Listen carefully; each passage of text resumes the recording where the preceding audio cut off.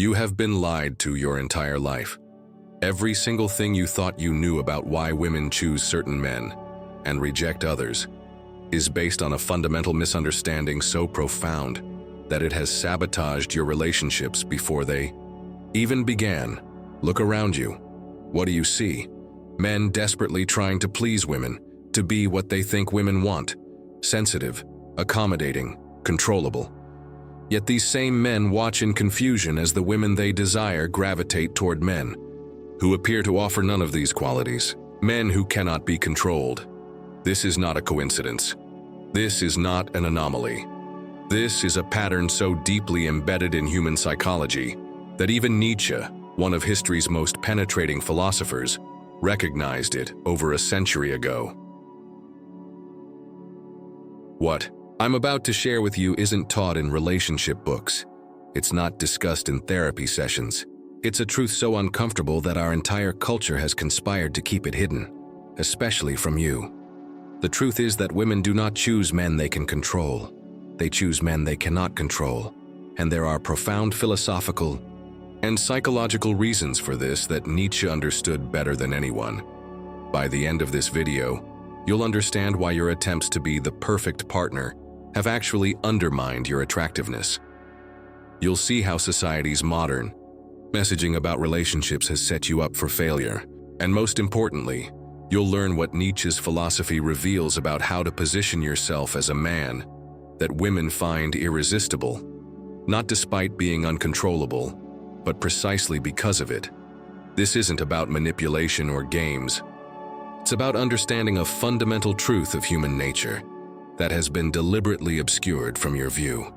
A truth that, once understood, will transform how you approach every interaction with women from this day forward. Are you ready to take the first step beyond illusion? The modern man finds himself in an unprecedented crisis. Never before in human history have men been so thoroughly disconnected from their own power, a disconnection that Nietzsche would have recognized as nothing short of catastrophic for the masculine spirit. You've been taught that the ideal man is compliant, predictable, and easily managed. You've been conditioned to believe that suppressing your natural masculine energy is the path to being good in relationships. This narrative serves a purpose, but not the purpose you think. It doesn't create harmony between men and women. It creates confusion, frustration, and ultimately failure. Nietzsche wrote, "The true man wants two things, danger and play. For that reason, he wants woman as the most dangerous plaything." But what did he mean? Was this merely the sexist ramblings of a 19th century philosopher? Or was he touching on something fundamentally true about human nature that we've chosen to ignore? Consider this. In Nietzsche's philosophy, all of life is driven by what he called will to power. Not just power over others, but power as a creative force, as the expression of one's full potential. This will to power exists in both men and women, but it manifests differently due to evolutionary psychology and social dynamics. In relationships, this creates a paradox. When a man surrenders his will to power, when he becomes entirely controllable, predictable, and without mystery, he inadvertently signals to a woman's unconscious that he lacks the very thing that would make him a worthy partner: his own sovereign strength. Look at the patterns around you. The men who succeed in attracting and maintaining a woman's genuine desire are not the men who can be fully controlled. They are men who maintain their own center of gravity, their own purpose, their own unshakable frame. They are, in Nietzschean terms, men who have embraced their will to power without apology. This is not about domination or oppression. Nietzsche was clear that true power is not about controlling others, but about self-mastery. The man who has mastered himself cannot be controlled by external forces, including the approval or disapproval of women. And herein lies the problem. Modern society has convinced men that self-mastery and maintaining their own center is somehow toxic or harmful to relationships. Yet the evidence surrounding us tells a different story. The men who have abandoned their own center, who exist solely to please and be controlled, are precisely the ones who find themselves confused, rejected, and alone. You see it in your own experience. The harder you try to be what you think women want, pliable, predictable, easily influenced, the less genuine desire you seem to inspire. This is not coincidence. This is not bad luck. This is a direct result of misunderstanding the fundamental dynamics that Nietzsche illuminated. The first step toward reclaiming your authentic power is recognizing this deception for what it is. You have been sold a narrative about relationships that doesn't align with reality. You have been encouraged to suppress the very qualities that make you fundamentally attractive as a man. But this is only the beginning of the deception. What comes next is even more profound, and it strikes at the very heart of how women make their deepest romantic choices. Are you prepared to go deeper? To understand the shadow side of female desire that Nietzsche recognized long before modern psychology? Caught up? In woman, a slave and a tyrant have all too long been concealed. For that reason, woman is not yet capable of friendship. She knows only love. These words from Nietzsche's "Thus Spoke Zarathustra" pierce through centuries of romantic illusion to reveal something profound about female psychology that most modern relationship advice desperately tries to conceal. The uncomfortable truth is this: women are fundamentally attracted to men they cannot fully control or predict. This isn't a conscious choice. It operates at the level of instinct and evolutionary psychology, precisely where Nietzsche directed his philosophical gaze. When Nietzsche spoke of women as simultaneously slave and tyrant, he wasn't being merely provocative. He was identifying the paradoxical nature of feminine desire, the tension between wanting security and craving challenge, between seeking stability and being irresistibly drawn to the untamable. Consider what happens in relationships where a man becomes entirely predictable, where his every move can be anticipated, where his boundaries dissolve in the face of a woman's desires. Initially, this might seem like the ideal scenario from a control perspective. Yet, inevitably, mysteriously, her desire begins to wane. The flame that once burned bright grows dim, not because she consciously wishes it so, but because something primal in her is no longer engaged. This is what Nietzsche understood about the nature of desire itself. Desire requires distance. It requires mystery. It requires the perpetual dance between possession and the impossibility of complete possession. When a man renders himself entirely known and controllable, he eliminates the very space in which desire thrives. Look at the patterns in your own life. Think of the women who have been most intensely drawn to you. Was it when you were most accommodating, most predictable, most easily controlled? Or was it when you stood firmly in your own truth, when you maintained your boundaries, when something about you remained just beyond her complete understanding? The evidence surrounds us, yet we continue to deny it. Studies in evolutionary psychology consistently show that women are attracted to traits associated with what Nietzsche would call a strong will to power, confidence, assertiveness, ambition, and a certain comfortable unpredictability. Not because women want to be dominated. This is where many men make a critical error, but because these traits signal a man who has mastered himself. And herein lies the deeper truth. What women are truly attracted to is not the ability to control a man, but rather a man whose self-mastery makes him uncontrollable in the conventional sense. A man who cannot be manipulated through guilt, shame, or the withdrawal of approval. A man who exists as his own mental point of origin. This creates what appears to be a contradiction. Women will often consciously say they want a man who is sensitive, yielding, and easily influenced by their needs. And at one level they do.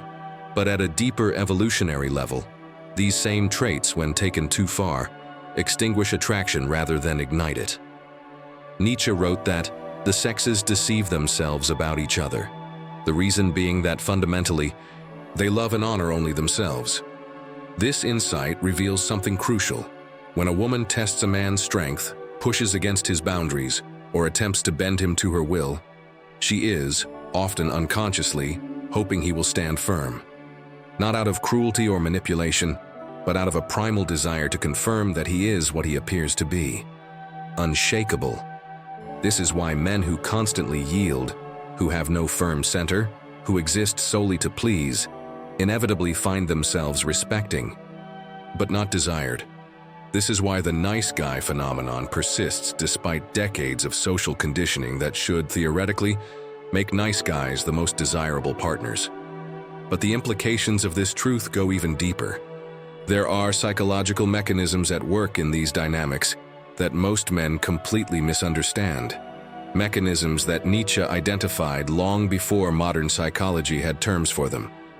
And these mechanisms, once understood, reveal an even more profound truth about why women choose the men they do.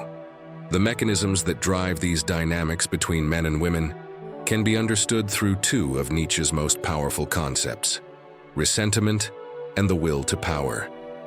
These aren't just abstract philosophical ideas, they're psychological forces that shape every interaction between men and women, especially in the realm of attraction and desire. Resentment, as Nietzsche defined it, is a psychological state born from suppressed feelings of envy and impotence. When a person feels powerless to express their strength directly, they develop an elaborate moral framework that inverts natural power dynamics, making weakness a virtue and strength a vice. This is precisely what has happened in modern relationship advice. Men are told that their natural masculine drive for independence, for self-determination, for maintaining their own mental point of origin, all expressions of the will to power, are somehow toxic. That to be good men, they must suppress these drives and become entirely malleable to a woman's influence. But here's where Nietzsche's genius becomes apparent. He recognized that while this inversion might be appealing on a conscious, rational level, it fails to engage with the deeper psychological drives that actually generate attraction and desire. When a man suppresses his will to power in a relationship, when he abandons his own center to become what he thinks a woman wants, he triggers a subconscious response in her that Nietzsche would have instantly recognized: disappointment. Not conscious disappointment, but a primal sense that something essential is missing. The very thing her evolutionary psychology is scanning for, a man's unshakable presence, has been voluntarily abandoned. This creates a devastating cycle. The man, sensing her withdrawal, doubles down on the very behaviors that are causing it. He becomes even more accommodating, even more eager to please, even more controllable. And with each step in this direction, her desire dims further. But there's an even darker truth here. When a woman senses that a man has abandoned his own center, his own will to power, she doesn't just lose attraction. She often begins to test him with increasing intensity, not out of cruelty, but out of an unconscious drive to discover whether there is any solid core beneath the accommodating exterior. These tests, what many modern dating coaches have identified as shit tests, are actually a woman's psyche attempting to answer a fundamental question. Is this man what he appears to be, or is there untapped strength beneath the surface? But what most men completely misunderstand is what's actually being tested. And this misunderstanding leads us to the most profound revelation about why women choose men they can't control. What women are testing isn't whether you can be controlled. It's whether you can transcend control altogether. This is where Nietzsche's concept of the Übermensch, the overman or beyond man, becomes relevant to modern relationships in a way few have understood. The Übermensch represents Nietzsche's ideal of a man who has moved beyond conventional morality, beyond the need for external validation, beyond the weak value systems created by resentment. He is self-determined, self-validating, a creator of his own meaning and values. In relationships, this translates to a man who neither dominates nor submits. He simply exists in his own authentic power, unswayed by attempts to control or manipulate him. He is, in the truest sense, uncontrollable, not because he resists control, but because he operates from a place so secure in itself that the concept of control becomes irrelevant. This is the paradox that Nietzsche understood about attraction. Women are drawn not to men who resist their control, but to men for whom the question of control is entirely beside the point. Men who are so grounded in their own reality, their own purpose, their own internal compass, that external attempts to alter their course are met not with resistance, but with amused mastery. To embody this ideal, you must first embrace what Nietzsche called amor fati, the love of fate. This means accepting reality exactly as it is, including the primal nature of attraction between men and women. It means releasing the resentment that may have built up from years of following advice that led you away from your authentic masculine. Core practical steps toward this authenticity include: reconnect with your own values and boundaries, independent of what you think will please others. Cultivate a purpose beyond women and relationships, something that would continue to drive you even if no woman ever approved. Practice what Nietzsche would call the discipline of suffering, embracing difficult truths and challenging situations as opportunities for growth rather than things to be avoided. Develop comfort with a woman's emotional world without feeling responsible for managing it. Her emotions are hers, your emotions are yours. Recognize that true strength never needs to announce itself. It is felt rather than declared, embodied rather than performed. This is not about becoming domineering or oppressive. Quite the opposite. It's about achieving such comfort in your own skin, such congruence with your own nature, that you become unshakable in the face of both praise and criticism. You become, in essence, what Nietzsche would recognize as a man who has overcome himself. And it is precisely this quality that makes you magnetically, irresistibly attractive to women. Not despite being uncontrollable, but because of it. He who climbs upon the highest mountains laughs at all tragedies, real or imaginary. This insight from Nietzsche encapsulates the freedom that awaits you when you fully embrace the truths we've explored. You now understand what Nietzsche saw clearly: that women choose men they cannot control, not out of some perverse desire for difficulty, but because an uncontrollable man, a man firmly rooted in his own reality, is the only one capable of providing both the security and excitement that female nature craves. The modern world has tried to convince you that suppressing your masculine essence is the path to success with women. Nietzsche would recognize this immediately as the work of ressentiment, the inversion of natural values by those who fear authentic power. Today, you stand at a crossroads. You can continue following the conventional wisdom that has led countless men to confusion and frustration, or you can embrace the deeper truth that your uncontrollable nature, your sovereign masculine presence, is not something to be ashamed of or suppressed, but the very quality that makes you authentically attractive. The choice before you isn't whether to control or be controlled. It's whether to transcend the entire framework of control altogether. To become, in Nietzsche's vision, your own master. Will you take that step beyond the common man? Will you have the courage to be uncontrollable?